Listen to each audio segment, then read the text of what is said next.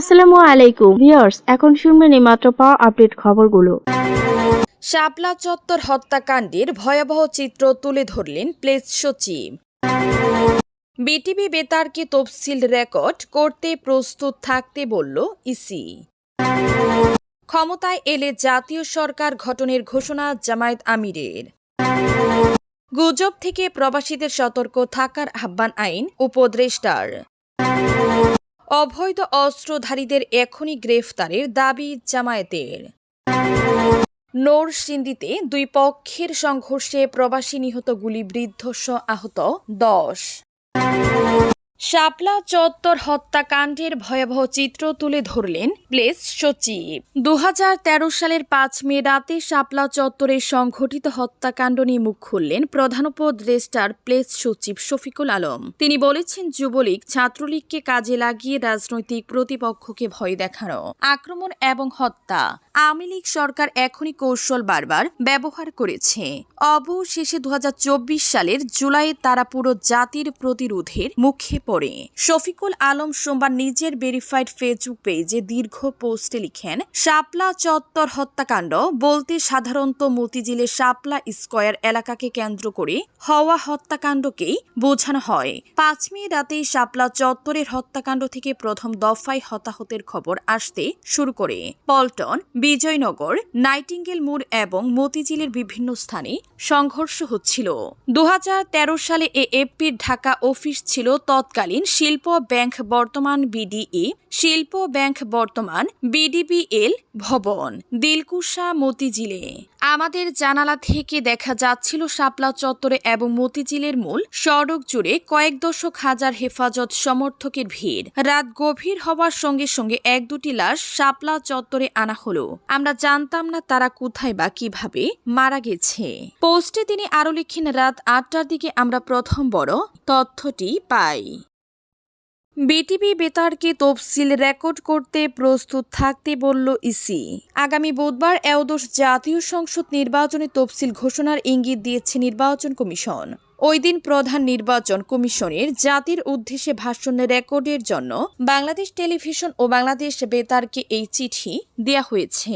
সোমবার গণমাধ্যমকে ইসির জনসংযোগ শাখা বিষয়টি নিশ্চিত করেছে। নির্বাচন কমিশনার আব্দুর রহমানেল মাসুদ বলেছেন, তফসিল উপলক্ষে প্রধান নির্বাচন কমিশনের ভাষণ রেকর্ডের জন্য বেতার ও টেলিভিশনে চিঠি দিয়েছে নির্বাচন কমিশন। বিটিভি ও বাংলাদেশ বেতারকে পাঠানো চিঠিতে বলা হয়েছে, সিইসি জাতির উদ্দেশ্যে ভাষণ দিবেন। এজন্য প্রস্তুত থাকার জন্য নির্দেশ দিয়েছে কমিশন, যেন তাৎক্ষণিকভাবে ভাষণ রেকর্ড করে প্রচার করা যায়। ইসি সচিব আক্তার আহমেদ জানান, আগামী 10 ডিসেম্বর ভাষণ রেকর্ড করার সিদ্ধান্ত হয়েছে। এদিন রাষ্ট্রপতির সঙ্গে সাক্ষাৎ করবেন সিইসি সহ ফুল কমিশন।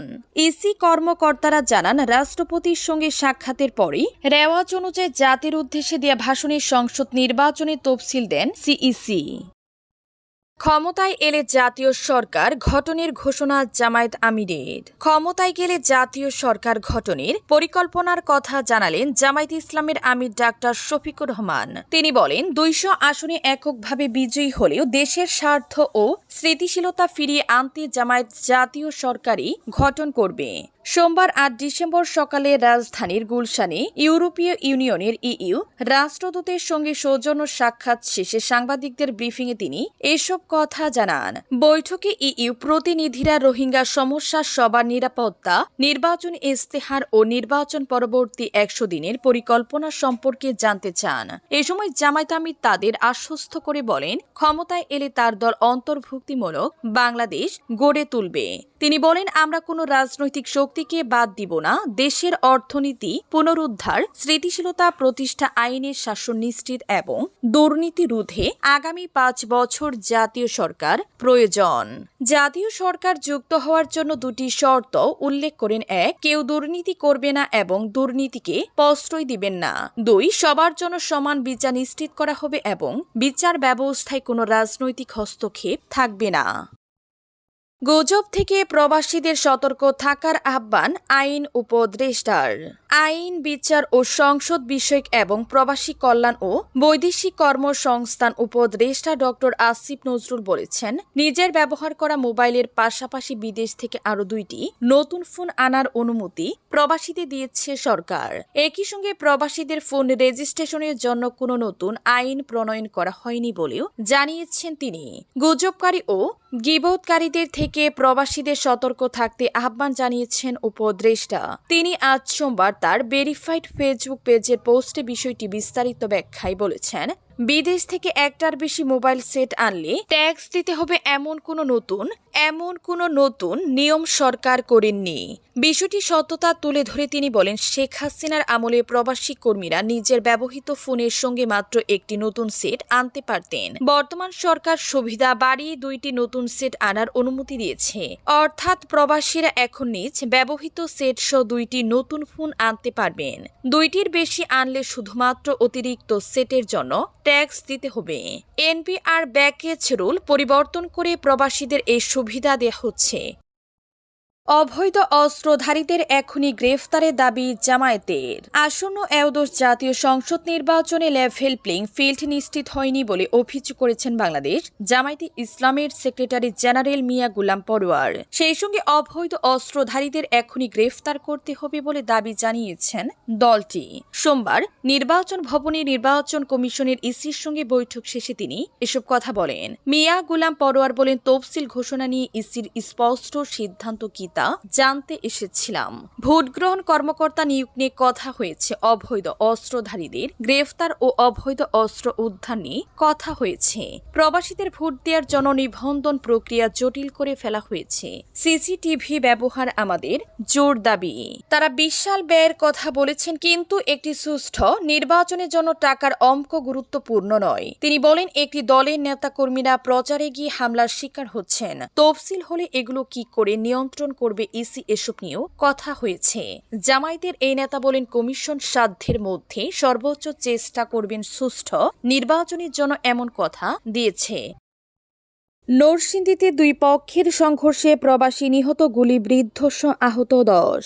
নরসিংদীর রামপুরার দুর্গম চরাঞ্চল নীলক্ষায় আধিপত্য বিস্তারকে কেন্দ্র করে 2 পক্ষের সংঘর্ষের ঘটনা ঘটেছে। এতে মামুন মিয়া 25 নামে এক কুয়েত প্রবাসী নিহত হয়েছেন। তাছাড়া গুলিবিদ্ধ অন্তত 10 জন আহতর খবর পাওয়া গেছে। সোমবার 8 ডিসেম্বর সকাল 11:30টার দিকে উপজেলার নীলক্ষের দড়িগাঁও গ্রামে এ সংঘর্ষের ঘটনা ঘটে। কুয়েত প্রবাসী মামুন মিয়া একই এলাকার আব্দুল আওয়ালের ছেলে। তিনি গত 15 দিন আগে ছুটিতে দেশে আসেন। আহতদের মধ্যে মামুনের বাবা আবুল আওয়াল মিয়া 55 এবং পরশ মিয়া 45 নামে 2 জনকে উন্নত চিকিৎসার জন্য ঢাকা মেডিকেল কলেজ হাসপাতালে পাঠানো হয়েছে।